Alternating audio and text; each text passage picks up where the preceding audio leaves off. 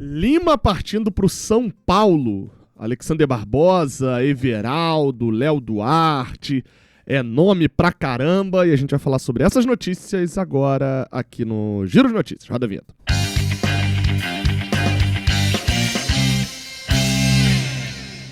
Eu sou o Gabriel Amaral, se inscreva aqui no canal Raiz Tricolor, deixa um like aqui embaixo também que isso ajuda bastante o nosso trabalho. Vamos embora sem perder tempo para falar sobre as principais notícias.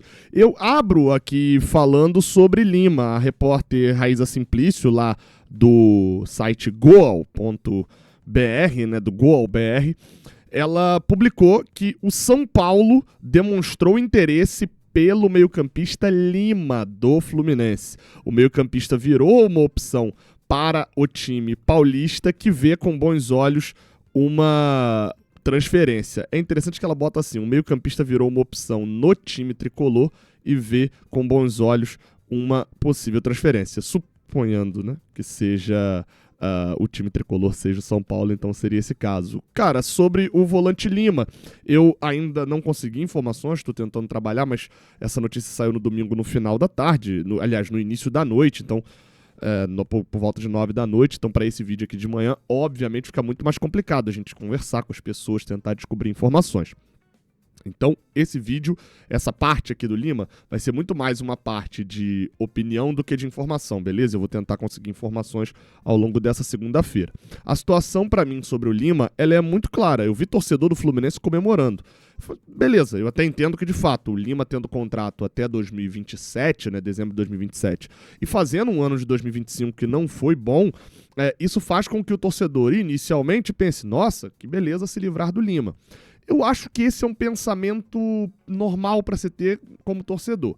Agora, a diretoria do Fluminense não pode ter esse pensamento. E eu vou te falar o porquê que não pode.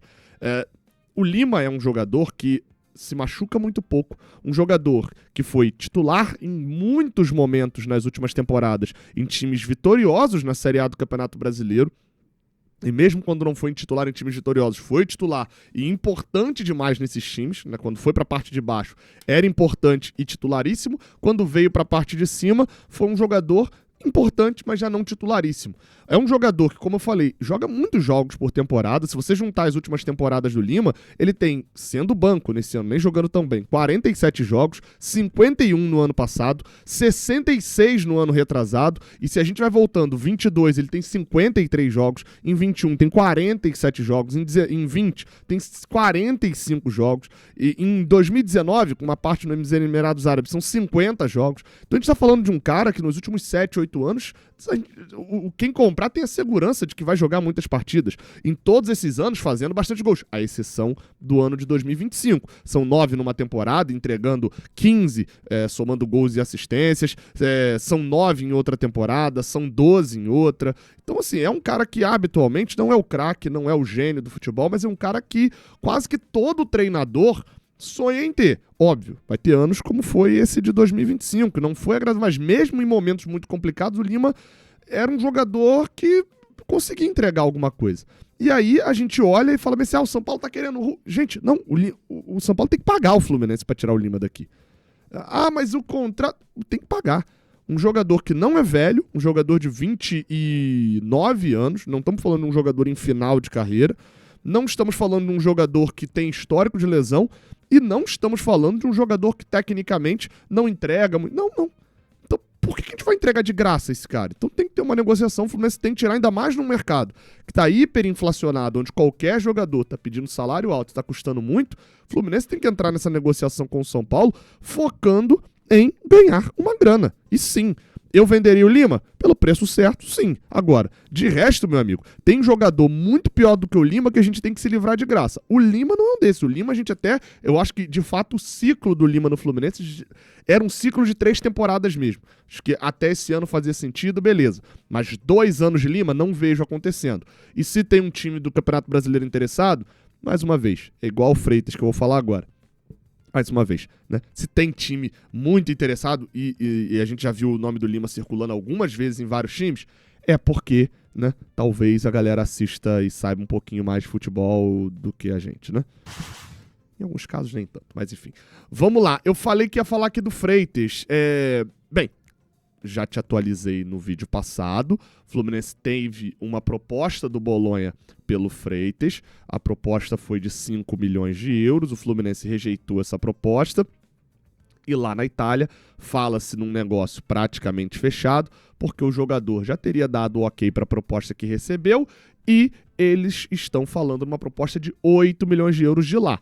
Aqui não tinha chegado nada ainda. Ou seja, a princípio, eles vão mandar uma outra proposta que estaria mais no agrado do Fluminense. Aí eu vi um monte de gente reclamando, e assim, época de mercado é uma coisa de maluco, gente. Eu vi um monte de gente reclamando do Fluminense pedir mais dinheiro para um jogador.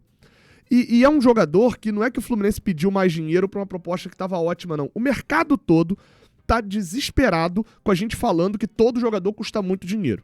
Aí, por que o Fluminense rejeitou a proposta pelo Freitas?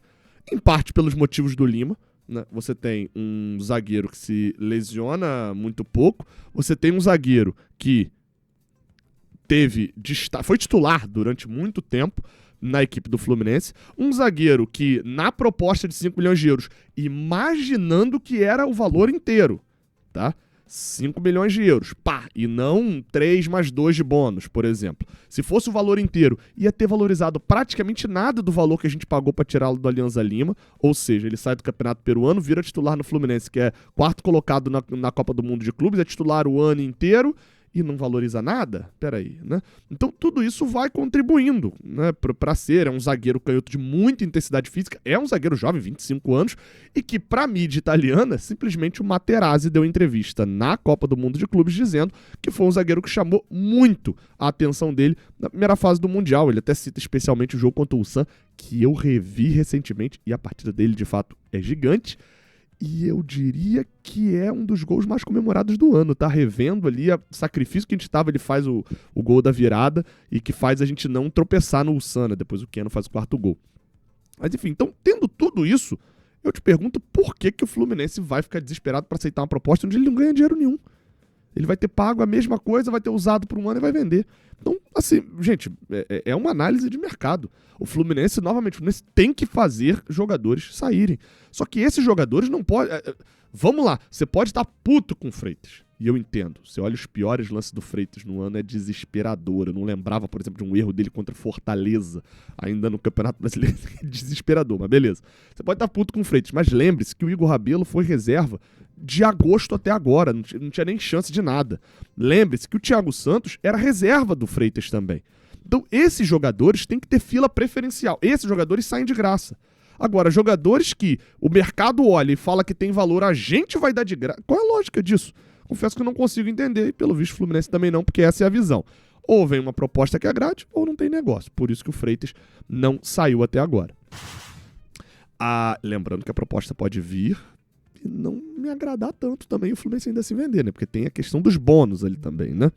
Enfim, vamos lá. A gente fala aqui sobre algumas notícias que chamam a atenção para a zaga, tá?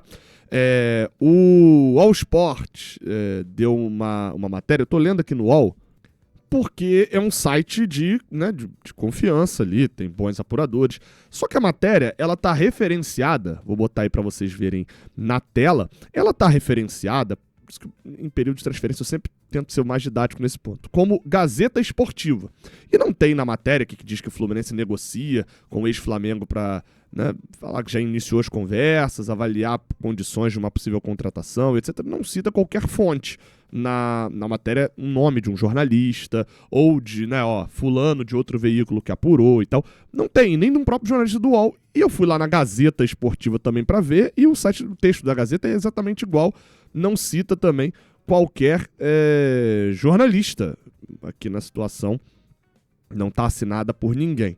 O único texto que eu achei mais parecido assinado foi do Bola VIP, que não é um site que conte com muita moral, né, no meio jornalístico. Então, assim, é aquele tipo de notícia que eu, particularmente, não levo em consideração, tá? A situação é basicamente essa. Sobre Léo Duarte, fico com as notícias anteriores que já tinham saído, vindas lá de fora, aqui do Brasil também, de que o Fluminense tem o interesse, Vamos ficar de olho, até porque a quantidade de clubes que tá tendo interesse no Léo Duarte, que termina um contrato no meio do ano e tá doido pra voltar pro Brasil, me passa uma vibe meio de que tá sendo distribuído cartão de visitas, né? Tá sendo distribuído. O Fluminense pode ser um desses que vai receber o cartão de visita e vai ligar? Pode, tem toda a cara. Mas a gente não tem informação sobre isso até agora. Uma outra que saiu aí também durante o dia foi a do atacante Everaldo, tá? E me chamou a atenção porque essa repercutiu muito e eu não consegui achar fonte dessa notícia também. Que é que o Albirex Niigata, lá do Japão, teria feito uma proposta pelo Everaldo de 1,5 milhão de euros, e que o Fluminense não dificultaria nem nada, e atribuíram ao Rafa Santos do Portal Goal. Eu procurei algum Rafa Santos no Portal Goal, ou até mesmo alguma notícia sobre o Everaldo lá no Portal Goal, e eu não achei nada. Assim, cara, é um site mais complicado de se mexer também, mas não achei nada. E aí, assim, por exemplo, quando eu citei a primeira vez aqui a notícia do Lima, é da Raíza Simplício, uma repórter experiente, que já cobre há um tempão, cobre o Flamengo durante muito tempo, e que postou isso nas redes sociais dela, por exemplo, né? Eu já conheço a Raíza. O Rafa Santos eu não conheço, perdão, eu posso não ter achado, mas eu não achei a fonte original da notícia. Fui perguntar, falei com 2 pessoas que participam ali ativamente também de negociações do Fluminense sobre a questão de uma proposta que teria chegado do futebol japonês, ou especificamente do Albirex Niigata, alguma coisa pelo Everaldo, e essas 2 fontes falaram que não tinha nada, de que não tinha, enfim. Não chegou nada pelo Everaldo. A última informação que eu tinha relacionada ao Everaldo, e aí eu sempre gosto de destacar quando eu apurei, porque, né, a Band News fala que em 20 minutos tudo pode mudar, imagina, em cerca de uma semana. Era que o Fluminense, o Zubeldia, gostava do Everaldo, e que, enfim, o Fluminense estava numa situação meio que de, tá, o treinador gosta do que viu, mas se vier uma boa proposta a gente vai vender. E por outro lado, o Everaldo chegou a comentar com pessoas próximas que desejava sair. Então, quando o jogador deseja sair, coisas vão para o empresário, né? Então, a situação atual, pelo menos até a minha apuração, é essa. Vou tentar falar com fontes relacionadas mais próximas ao jogador durante o dia de hoje, para tentar entender e sondar melhor a situação. Mas no Fluminense não tinha chegado nada até esse domingo, como eu falei com 2 fontes ali que participam de negociações, e não tinha chegado nada relacionado ao Everaldo, não. Então, a princípio, não tem proposta, não tem nada disso pela minha apuração pelo Everaldo, não. E para fechar, outra também que eu fui tentar apurar porque o nome circulava e também me foi negado, é qualquer negociação com o Alexander Barbosa do Botafogo. Isso não quer dizer que não haja um interesse da parte do Fluminense, etc. Obviamente, são jogadores que são monitorados. Mas no caso do Alexander Barbosa, especificamente, é meio óbvio. Então, nem trato isso como notícia. Agora, o fato de ter uma negociação com o jogador do Botafogo hoje não procede. Então, não existe nesse momento uma negociação do Fluminense com o zagueiro Alexander Barbosa do Botafogo. Nessa época, e aí um relato pessoal que tá, são 3h05 da manhã agora, mas eu acho que dá para eu falar um minutinho sobre isso. Essa época é muito complicada, porque a apuração no geral, ela parte muito desse contato e pergunta, etc. E surgem tantos nomes aleatórios e tanta gente bancando informações, etc., que até pra gente é muito complicado, porque a gente fica publicando não notícia.